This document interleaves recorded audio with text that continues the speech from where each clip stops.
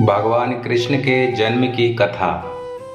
भगवान श्री कृष्ण भगवान विष्णु जी के 8वें अवतार है। पर क्या आपको पता है कि कैसे हुआ भगवान श्री कृष्ण का जन्म और क्या है इसके पीछे का कारण? अगर नहीं पता तो चलिए जानते हैं आज के इस लेख के माध्यम से भगवान कृष्ण के जन्म से जुड़ी इस कथा के विषय में। प्रिय मित्रों, इस कथा को शुरू करने से पहले आप सभी दर्शकों से एक निवेदन करना चाहूंगा कि आप अगर इस चैनल पर नए हैं तो इस चैनल को सब्सक्राइब कर बेल आइकन को प्रेस कर दीजिएगा।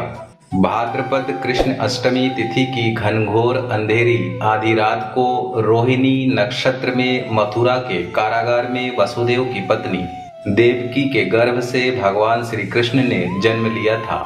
यह तिथि उसी शुभ घड़ी की याद दिलाती है और सारे देश में बड़ी धूमधाम से मनाई जाती है। द्वापर युग में भोजवंशी राजा उग्रसेन मथुरा में राज्य करता था। उसके आताताई पुत्र कंस ने उसे गद्दी से उतार दिया और स्वयं मथुरा का राजा बन बैठा। कंस की एक बहन देवकी थी जिसका विवाह वासुदेव नामक यदुवंशी सरदार से हुआ था। एक समय कंस अपनी बहन देवकी को उसकी ससुराल पहुंचाने जा रहा था। रास्ते में आकाशवाणी हुई कि हे कंस, जिस देवकी को तू बड़े प्रेम से ले जा रहा है उसी में तेरा काल बसता है। इसी के गर्भ से उत्पन्न 8वां बालक तेरा वध करेगा। यह सुनकर कंस वासुदेव को मारने के लिए उग्र हुआ।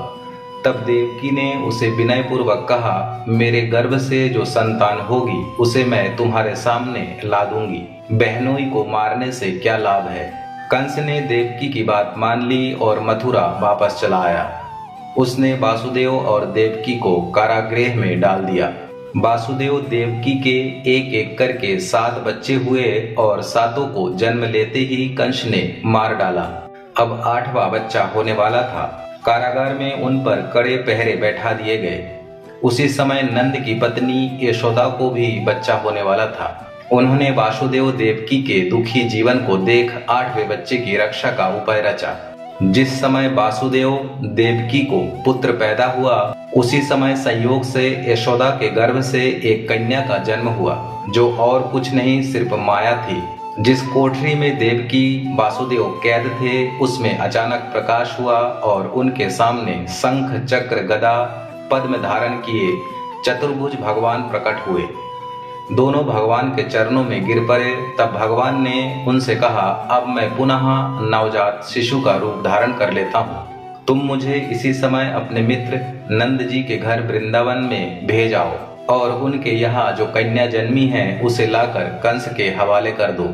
इस समय वातावरण अनुकूल नहीं है, फिर भी तुम चिंता ना करो। जागते हुए पहरेदार सो जाएंगे, कारागृह के फाटक अपने आप खुल जाएंगे और उफनती नदी यमुना तुमको पार जाने का मार्ग दे देगी। उसी समय वासुदेव नवजात शिशु रूप श्री कृष्ण को सूप में रखकर कारागृह से निकल पड़े और यमुना नदी को पार कर नंद जी के घर पहुंचे। वहां उन्होंने नवजात शिशु को यशोदा के साथ सुला दिया और कन्या को लेकर मथुरा आ गए। कारागृह के फाटक पूर्ववत बंद हो गए। अब कंस को सूचना मिली कि वासुदेव देवकी को बच्चा पैदा हुआ है। उसने बंदी गृह में जाकर देवकी के हाथ से नवजात कन्या को छीनकर पृथ्वी पर पटक देना चाहा, परंतु वह कन्या आकाश में उड़ गई और वहां से कहा, अरे मूर्ख, मुझे मारने से क्या होगा।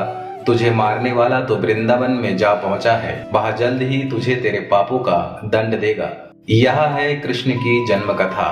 प्रिय मित्रों, अगर यह कथा आप लोगों को अच्छी लगी हो तो इस चैनल को सब्सक्राइब कर बेल आइकन को प्रेस कर दीजिएगा।